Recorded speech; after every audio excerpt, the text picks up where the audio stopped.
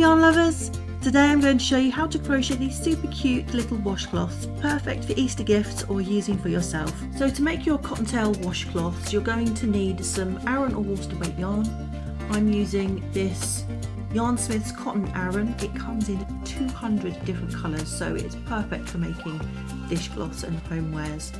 But you can use any cotton Aran or worsted weight yarn you like.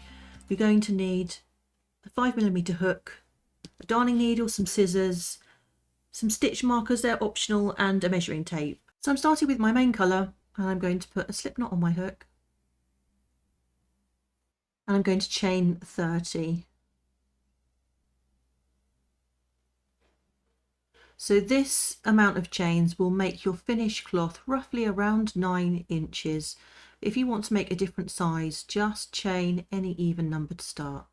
So I've got my 30 chains, and we're going to start by putting a single crochet into the second chain from our hook. So here's the first chain, here's the second chain.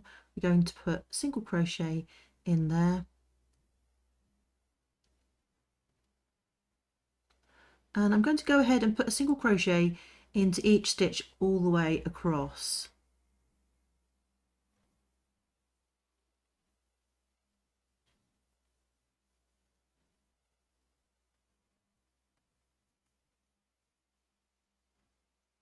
For a total of 29 single crochet. So I'm going to chain 1 and turn. This doesn't count as a stitch. Now in this very first stitch I'm going to put a half double crochet. We're then going to skip the next stitch, and in the following stitch 2 half double crochet. So that's 1 and 2. We're then going to skip the next stitch, and in the following stitch 2 half double crochet. So we're just going to repeat this across now. So skip 1, in the next stitch 2 half double crochet, skip 1, and in the next stitch 2 half double crochet. So you go ahead and finish off this row, and I'll meet you back when we're ready to start the next one. So I'm coming up to the end of the row. I've got 2 stitches left, so we're going to skip the next stitch and finish off with 2 half double crochet in that last stitch, and then chain 1 and turn, and again that chain 1 doesn't count as a stitch. For our next row we're going to start with a single crochet in the first stitch, and then I'm going to go ahead and put a single crochet into each stitch all the way across. Very simple row to remember.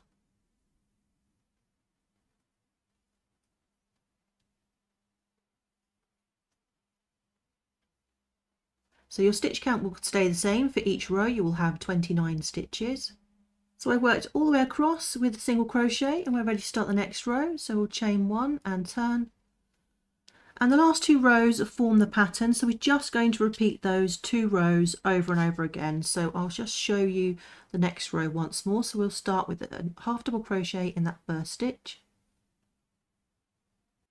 skip the next stitch, and in the following stitch 2 half double crochet, skip 1, in the next stitch 2 half double crochet,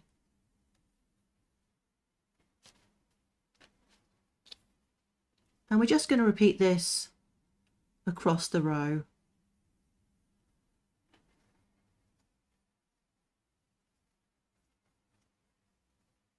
Ending with 2 half double crochet in that last stitch. Chain 1 and turn, and we're ready to start our next single crochet row. So you're going to put a single crochet into each stitch all the way across. So I should have mentioned at the beginning, the first row that you crochet, that single crochet row into the foundation chain, this is the right side of your work. So our washcloth, dishcloth measures approximately 8.5 inches wide, so we want to continue until it's 8.5 inches long. And we want to end on a right side row, so the last row you work will be a single crochet row. And as if by magic, here's one I made earlier. So I've continued crocheting until the cloth measures roughly 8.5 inches, and we've finished with a single crochet row, and we're not going to fasten off here. We're going to continue and start our border. Now we want to next work 29 stitches evenly down this side. Now if you're new to crochet and you've not done this before, one of the easiest ways to do this is fold your cloth in half, pop a stitch marker in the center and count that as 1 stitch, and then you'll know that you'll have 14 stitches to work here and 14 stitches to work here and 1 here, and that will be your 29. You can then, if you need to, pop stitch markers in the center between, and you'll know you'll have 7 stitches, 7 stitches, 1 stitch, 7 and 7, and that's a really easy way to spread your stitches evenly. So we're going to chain 1 first. This doesn't count as a stitch, and then we're going to put a single crochet close to this corner, and we're going to put 7 single crochet up into this stitch marker. So that's 1, 2, 3, 4, 5, 6 and 7. So we want another 7 stitches up to this marker. That's 1, 2, 3, 4, 5, 6 and 7. So this marker will be 1 stitch, and then we're going to continue just like that with another 14 stitches across. You can use stitch markers if you need to. I'll meet you back when we're ready to do this corner. So I've worked all the way across with 29 stitches evenly down the side of our cloth. We're now at our first corner. We're going to chain 2 for our corner space, and then we're going to start working into the bottom of our foundation edge. So we're just going to put a single crochet in each stitch across the bottom of our dishcloth or fake washcloth.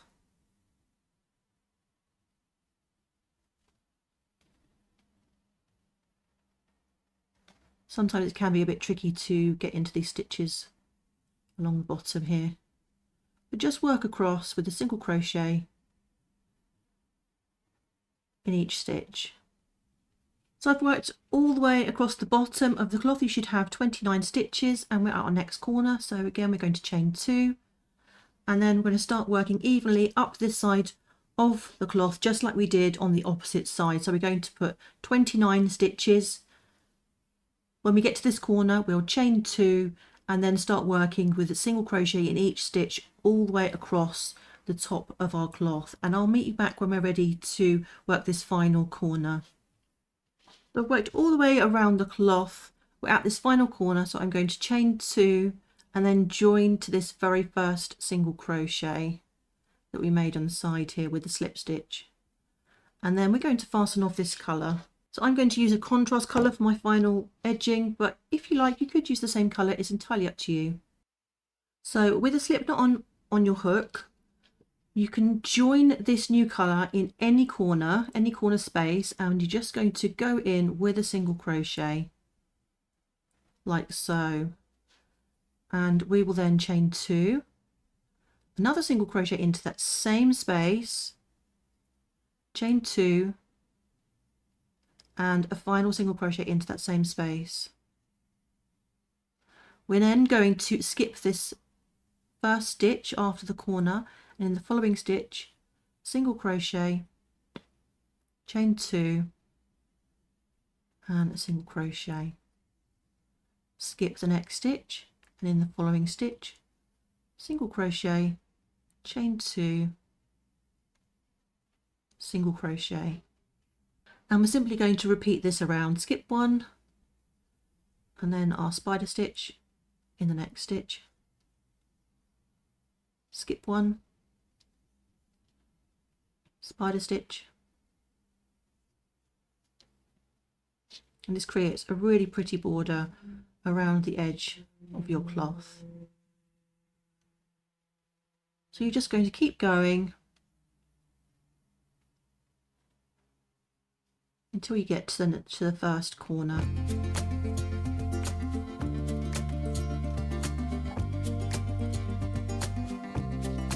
I love this spider stitch edging. I think it's one of my favourites. I use it on a lot of projects. So I'm just coming up to the next corner space. So in the corner, it's going to be the same as our previous corner. Single crochet, chain 2, single crochet, chain 2, and single crochet. And you're going to be doing that into all of the corners. So we're going to skip the next stitch, and in the following stitch, single crochet, chain 2, single crochet, and you're simply going to repeat this all the way around. So you're working your spider stitch across the edges. Each time you get to a corner, single crochet, chain 2, single crochet, chain 2, single crochet. So you keep working around, and I'll meet you back when we're ready to finish off the round. So we're ready to join with a slip stitch to our first stitch. I like to use an invisible slip stitch join, so I just take the hook out, make sure the working yarn is at the back, and then put the hook through the stitch from the back to front, then pick up that loop, and then you just draw that through and fasten off, and that way your fastening off is on the wrong side of your work, so you can then just sew those ends in neatly. If you're enjoying this video, then why not subscribe to our mailing list? You'll stay up to date with all our new patterns and tutorials, along with other fun stuff like blog hops, freebies and discounts. Click the link at the end of the video. And your finished cloth will look something like this. Now if you want to style it like this cute little bunny, you'll need to make a little pom-pom. So let's do that next. So I'm just using the smallest size of a clover pom-pom maker to make mine. You simply wrap your yarn around each of these sides until it's full, and then you'll want to close it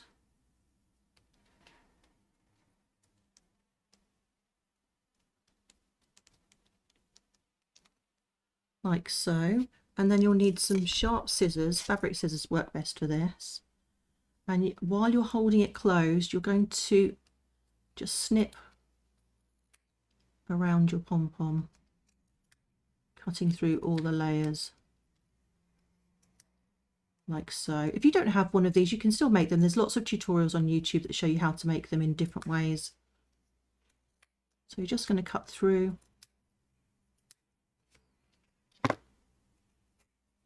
and then just taking a strand of cotton, just going to bring this around to the front to tie a knot. Now I'm going to tie a surgeon's knot, so you'll go around once and then round once more and then pull that tight. That's called a surgeon's knot. You want to pull that really tight, and then I like to go around to the other side and do the same thing again.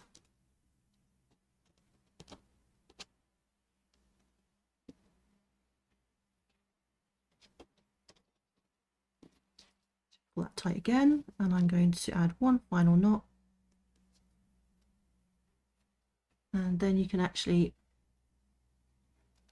open out the sides and remove pieces, and then what you'll need to do is just trim your pom-pom into shape. So now there are different ways you can attach your pom-pom. You can either sew it onto one of the corners on the right side, so you can just thread, so you can thread your end onto a darning needle like so, and just take up through the corner, and then you can actually tie it on and then sew in your ends. So this is how you would attach it if you want it to be permanently on your cloth. If you want it to just be on there for gifting, for show, instead you could tie it on at the end. One of my testers actually sewed a little button onto the end of this and then used the button to go through this little space in the corner so that it can easily pop on and off. So you can do that as well. Or if you want, you can tie it around the bunny afterwards. So let's pretend I've sewn in all these ends. So if you've attached your pom-pom permanently, you want it to be on the right side. So let's have the wrong side facing upwards. Let's ignore these ends, and all you're going to do is just roll from the corner towards the other corner, like so, and then you'll just roll the sides up. So if your pom-pom is attached, it will just poke out here. But what you can do is you can just use the pom-pom to tie around to keep your cloths closed. So if you're doing this, I would recommend leaving slightly longer lengths than I have done there. And there you can see it still looks really cute with his little fluffy tail. So there are different ways to attach the pom-pom. It's entirely up to you how you go about doing it. You could also just tie it on loosely with a little bow into this corner.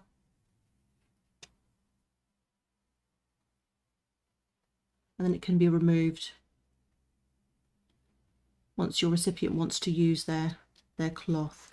So I used some jute rickrack to tie around mine. I think it looks really pretty with the rustic look.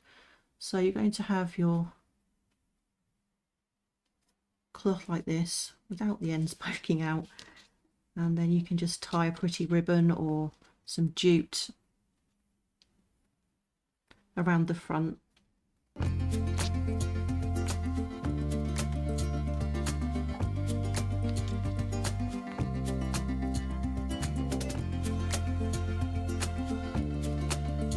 I like the way it looks with a cute little bow on the front.